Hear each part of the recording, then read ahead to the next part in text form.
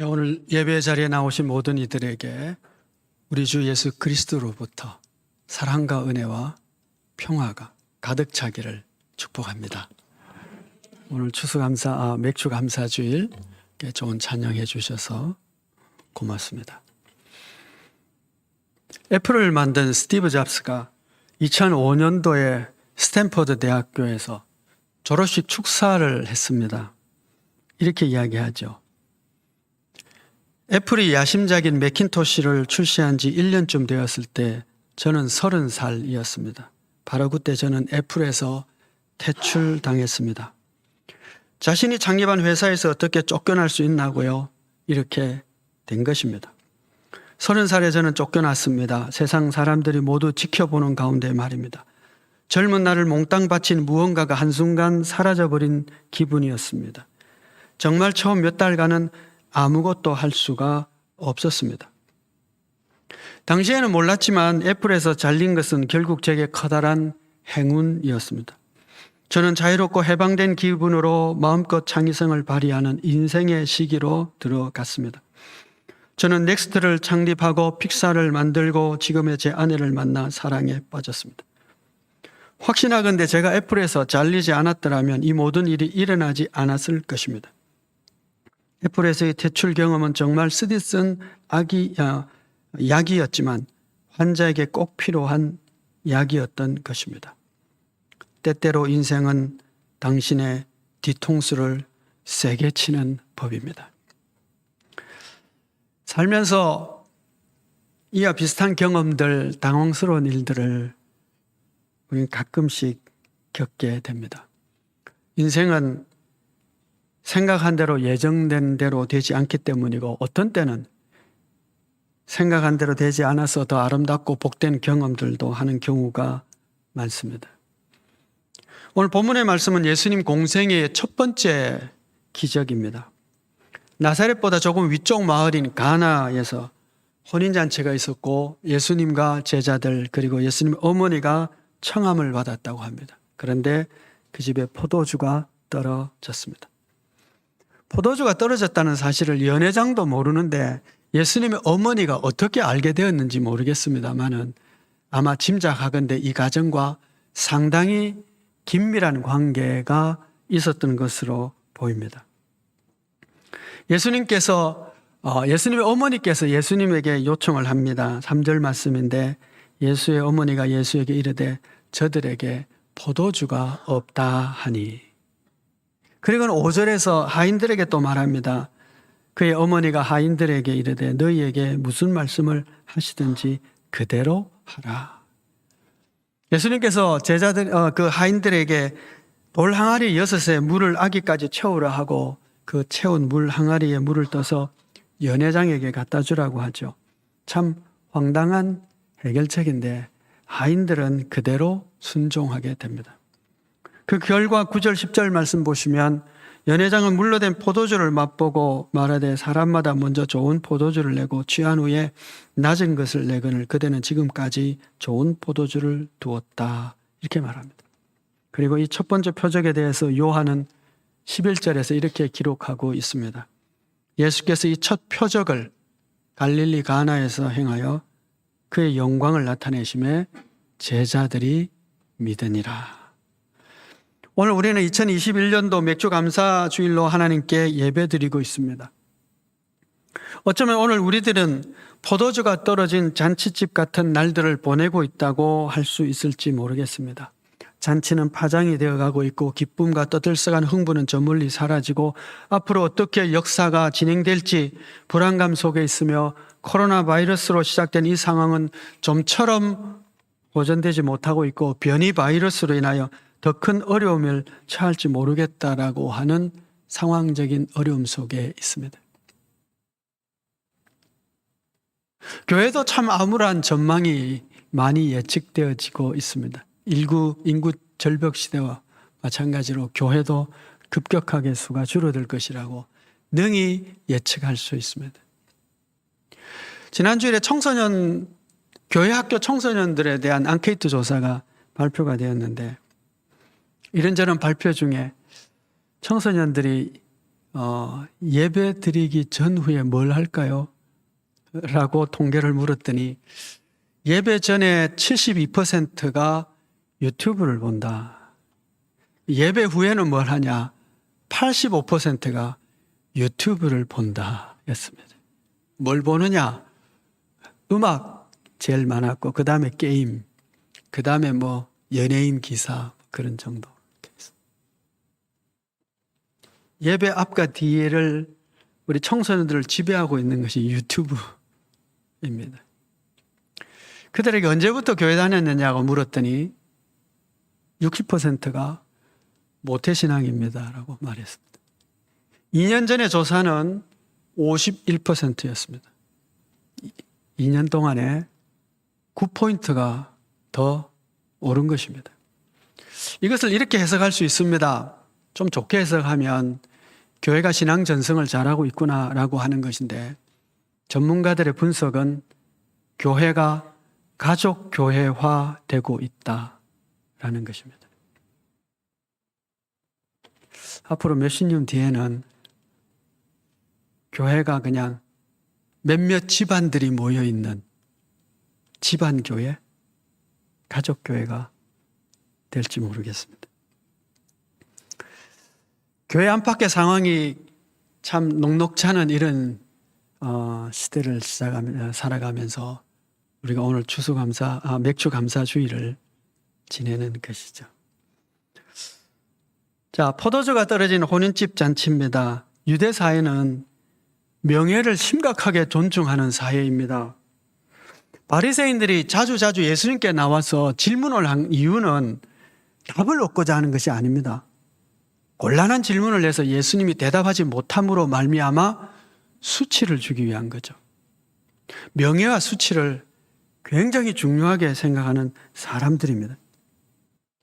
이런 집에, 잔치집에 손님을 초대했는데 음식이 떨어졌다는 것은 그 집안이 대대로 이제 수치를 겪게 된 것을 뜻하죠.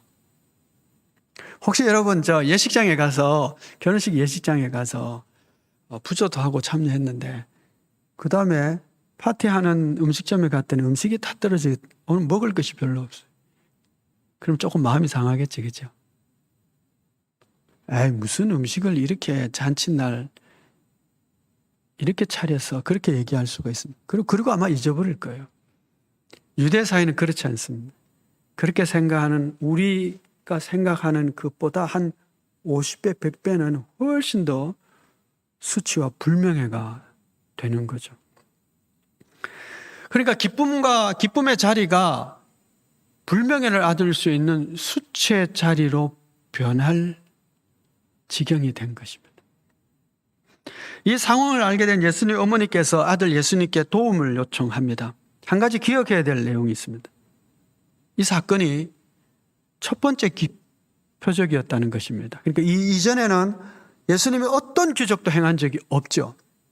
그러니까 예수님의 어머니가 예수님에게 포도주가 떨어졌으니 어떻게 하면 좋겠느냐라고 예수님께 요청했을 때는 예수님께서 대단한 어떤 기적을 행해서 이 문제를 해결해 주기를 기대한 것이 아니라는 얘기입니다. 왜냐하면 한 번도 예수님이 기적을 행한 적이 없기 때문입니다.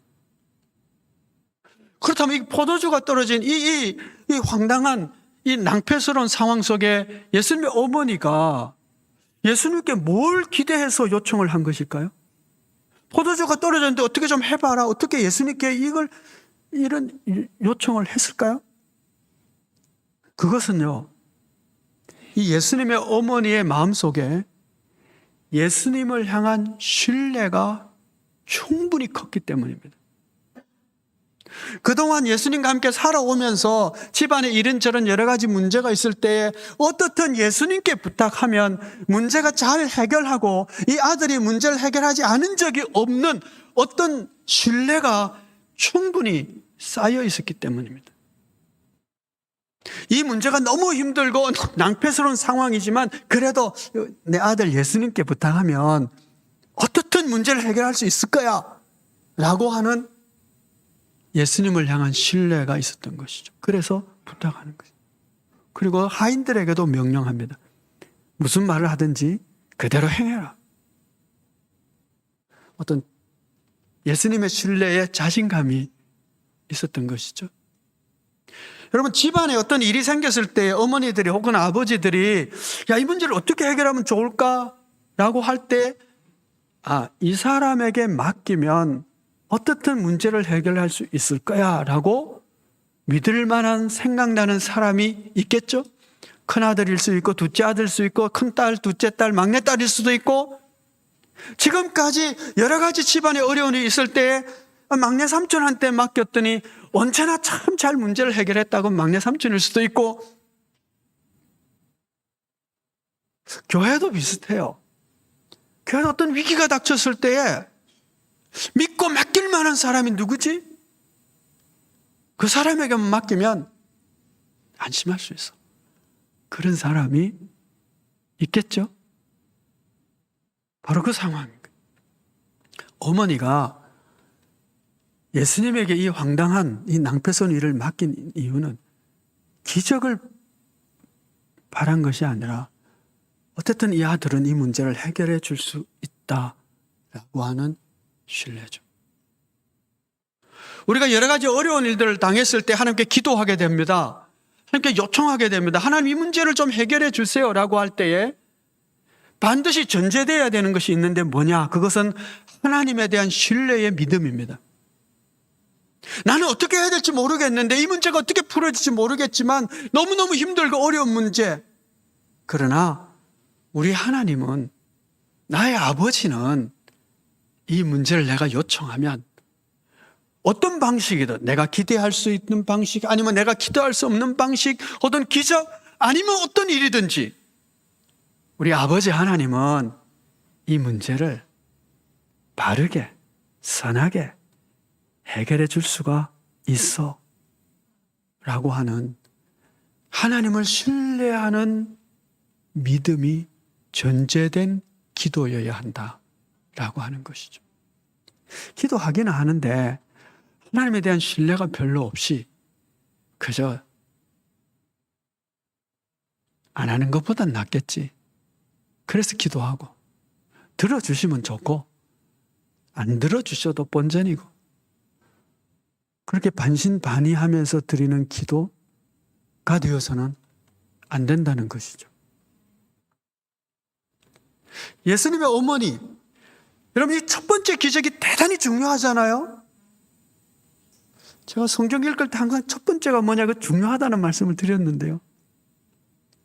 이 가나 혼인잔치는 여러 가지 의미에서 우리가 알 수 있는 내용들이 메시지가 참 많습니다.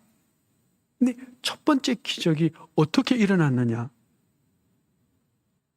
예수님에 대한 충분한 신뢰를 가진 요청이었다는 거죠. 두 번째는 거기에 순종한 하인들이 있었다는 것이죠. 아니, 정결 예식에 쓰는 돌 항아리에 물을 가득 담으라 그러고 그걸 연회장에 갖다 주라고 그러는데 이 하인들은 도대체 무슨 생각으로 그 물을 떠줬을까요? 물이 언제 포도주로 바뀌었는지 보통 신학자는 이런 질문을 해요. 이게 언제 바뀌었을까? 근데 답이 없어요. 뭐 어떻게 알겠어요? 그렇죠? 언제 바뀌었는지 모르. 그냥 물을 떠다 줬는지 몰라요. 아마 물을 그냥 뜬 거 아닐까요? 주전자를 붓는 순간에 포도주로 바뀌었을까요? 좀 모르겠어요. 그런데 이것이 물이라는 사실을 알잖아요, 하인들이. 무슨 생각으로 이 물을 떠다 주라니까 그냥 떠다 줬는지 모르겠어요. 황당한 명령이죠. 그런데 이 하인들이 순종을 해요. 이 하인들의 순종이 없었다면 이 기적도 없었던 거예요. 그러니 요약을 한다면 이 낭패스러운 잔치가 위기를 모면하게 된 그 배경에는 신뢰를 바탕으로 하는 요청, 두 번째는 묻지도 따지지도 않는 뭐예요? 순종. 신뢰의 요청과 절대적 순종이 이 첫 번째 기적을 이 표적으로 주님의 영광을 드러내는 사건이 된 것입니다. 지난주까지 우리 교육자들이 회복을 위한 40일 소원 기도 행진을 했습니다. 나중에 제가 물어보려고 그래요. 간증 다 하나씩 써내라. 어떤 간증이 있었는지. 기도했으면 점검해 봐야 될 거 아니에요. 그렇죠? 이번 주부터는 조금 더 확대해서 우리 노예 안에 있는 목사님들과 함께 기도 연대를 시작합니다. 하루 3번 기도하고 일주일에 한 번은 줌으로 같이 기도를 하고 그러면서 함께 기도하는 목회자들이 점점 더 많아지기를 소원하며 시작을 합니다. 하나님께 아뢰면서 반드시 하나님께서는 이 문제를 복되고 영광스럽게 해결해 주실 것이라고 하는 하나님에 대한 신뢰를 가지고 요청하는 것이죠. 기도의 무릎을 꿇는 것이죠. 그리고 그 다음에는 뭐예요? 순종이 필요하다는 것입니다. 지난주 금요일에 소빌 묵상에 이사야 26장의 말씀을 나누었습니다. 악인은 은총을 입을지라도 의를 배우지 아니하며 였습니다. 악인은 하나님의 은혜를 입어도 의를 배우지 않는답니다. 하나님의 은혜를 베풀었는데도 불구하고 의의 진보가 없는 거예요. 여전히 나쁜 짓을 하고 여전히 도적질을 하고 여전히 속이고 사는 겁니다. 그러면 그 은총이 헛된 것이 돼서 그는 망하죠. 요나 시대 때 니느웨가 하나님의 은혜를 받아서 심판의 면제를 받습니다. 그렇죠? 그러나 그 니느웨가 의를 배우지 않음으로 말미암아 나중에 영원히 멸망하고 맙니다.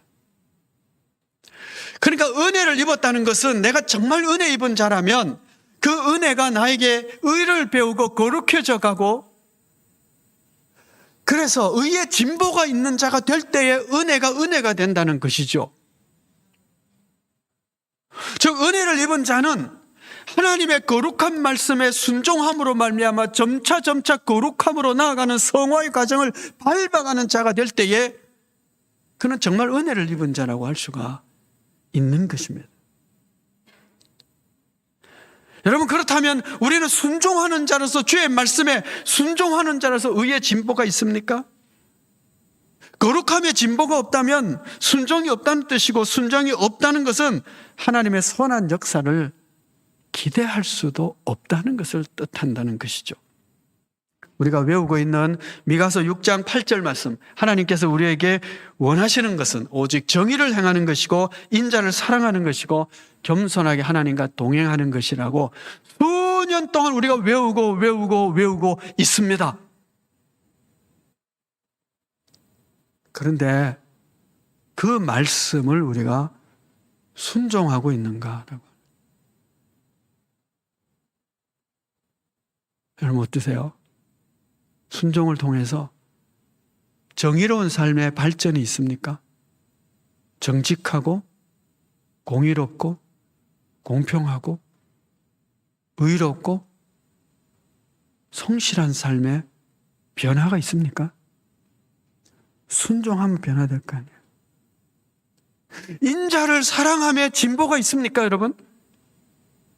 긍휼과 자비가 점차 더 많은 자로 변화되어 가고 있습니까? 정직하려고 힘쓰는 것처럼 사랑과 긍휼과 자비가 많은 자로 힘쓰고 있습니까? 순종이죠. 하나님과 동행하기 위해서는 겸손함이 필요한데 점점 낮은 자리로 나아가는 그런 겸손함이 우리에게 있습니까? 기도와 간구 그리고 말씀의 순종함, 그것이 오늘의 우리의 형편과 어떻든 내일 영광스러운 날이 되게 만들어 주시는 하나님의 은총을 기대하는 아주 중요한 요소입니다.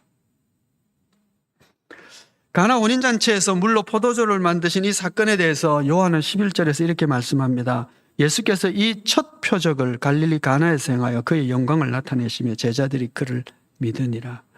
물이 포도주로 바뀌었습니다. 세상 사람들은 이것을 가지고 기적이라고 말합니다. 근데 요한은 표적이라고 표현하고 있습니다. 뭐가 다를까요? 기적은 기적인데 그냥 놀라운 일이 아니라 하나님께서 이 일을 행하셨다라고 하는 증거라는 것입니다.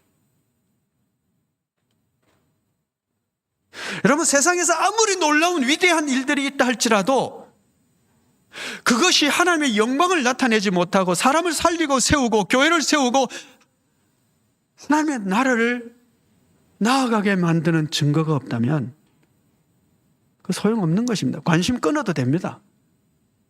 하나님이 하지 않는 일에 무슨 좋은 열매가 있겠습니까?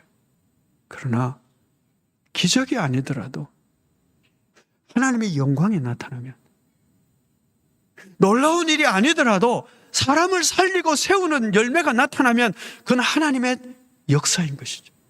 하나님 표적인 것입니다. 왜요? 살리는 일은 하나님이 하시는, 생명의 주인이신 하나님이 하신 일이니까요. 마귀도 놀라운 일 합니다. 귀신도 가끔씩 깜짝 놀랄 일들을 합니다. 그러니까 귀신같이 맞췄다 하잖아요. 그러나 그거는 의미 없는 짓이에요. 표적이어야 합니다. 하나님의 영광이 나타나야 됩니다. 하나님이 하신 일이 되어야 됩니다. 살리고 세우는 일이어야 하는 것이죠. 오늘 우리는 맥주 감사주일로 예배를 드리고 있습니다. 혹시 여러분 오늘 주보를 보시고 오늘 본문 말씀을 보면서 아니 감사주일에 웬 가나 혼인잔치 본문이야? 혹시 이런 생각하신 분 계십니까? 그분은 좋은 믿음을 가질 수 있는 대단히 좋은 특질을 가진 분이에요. 소질이 있는 분입니다. 그럼 질문을 하셔야 돼요. 아니 감사주일에 무슨 혼인잔치 본문이지? 저는 개인적으로 글 쓰는 재주가 없어요. 인문학적인 소양도 부족합니다. 그래서 책을 한번 써보겠다는 생각을 감히 엄두를 내본 적이 없습니다. 근데 근래에 이런 제목과 주제면은 한번 써볼까? 라고 생각한 것이 있어요. 뭐냐? 나의 실패 이력서입니다. 실패한 이야기는 한번 써볼만 하겠다. 왜냐하면 저는 실패했을 때 훨씬 더 많은 것을 배울 수 있었고 앞으로 전진할 수 있는 기회가 되었기 때문입니다. 여러분 어떠세요? 성공했을 때보다 실패했을 때 사실은 더 많은 것을 배울 수 있습니다. 오늘 본문의 이야기의 초점도 이와 비슷합니다. 포도주가 떨어지는 혼인잔치입니다. 그러나 이 위기의 순간이 예수님의 영광을 드러내는 첫 번째 장소가 되었고 제자들은 그 표적으로 믿음을 갖게 되는 계기가 되었습니다. 베드로는 밤새 고기 한 마리도 잡지 못했습니다. 그런데 깊은 데로 내려가 그물을 내리라는 예수님의 음성을 들을 수 있었고 예수님을 메시아로 발견할 수 있는 기회가 되었습니다. 한낮에 물을 길러 나올 수밖에 없는 참으로 고통스러운 삶에 몰려 있었던 사마리아 여인은 그 땡볕에 한낮에 물 길러 나왔다가 예수님을 만나서 인생이 바뀌는 변화되는 놀라운 역사를 경험하게 됩니다. 그러니 고통의 자리, 실패의 자리, 고난의 자리가 더 큰 은총의 자리, 성공의 자리가 될 수 있으며 그렇다면 고난의 자리, 실패의 자리도 감사의 제목으로 삼을 수 있지 않느냐라고 하는 것이죠. 지난 6개월간 우리들에게 일어난 일들 중에 맥주 감사주일로 무엇을 감사할 수 있을까 생각하셨겠죠. 승리한 사건도 있을 것이고 좋은 결과를 얻은 일들도 있을 것입니다. 그러나 이런저런 일들로 인하여 고통의 자리, 실패의 시간 혹은 연약함이 있었다 할지라도 얼마든지 그것도 감사의 제목이 될 수 있음을 오늘 말씀은 우리에게 가르쳐 주고 있는 것입니다. 하나님을 신뢰함으로 기도할 수 있다면, 하나님의 말씀으로 순종할 수 있다면, 포도주가 떨어진 것으로 인하여 감사할 수 있다면, 코로나 팬데믹으로 인해서도 우리는 감사할 수 있을 것입니다. 그러니 오늘 감사 예배로 나오신 사랑하는 성도 여러분, 힘들고 어려워도 그것을 하나님의 영광의 자료로 바꿀 수 있는 신앙의 표적을 보는 이들이 되시기를 축복합니다. 두 가지 하시면 됩니다. 첫째는 하나님을 충분히 신뢰하는 신뢰의 기도입니다. 두 번째는 더 철저히 하나님의 말씀을 어떤 면에서는 따지지도 묻지도 의심하지도 말고 순종하는 것입니다. 한마디 첨언 하긴 해야, 여기서 딱 끝내야 되는데, 이게 건강한 의심은 하셔야 됩니다. 하나님을 신뢰로 바탕으로 한 바른 질문을 하는 거예요. 그래서 그 첨언을 싹 지우고 결론 다시 얘기합니다. 어제의 어려움을 내일의 영광으로 바꿀 수 있습니다. 그렇다면 어제의 어려움을 우리는 감사할 수 있습니다. 하나님을 신뢰함으로 기도할 수 있고, 그리고 주님이 주신 말씀에 복종할 수 있다면, 그렇게 어제와 오늘의 어려움을 내일의 영광의 자리로 만들어갈 수 있는 신앙인들이 다 되시기를 축복합니다. 기도하겠습니다. 은혜로우신 아버지 하나님,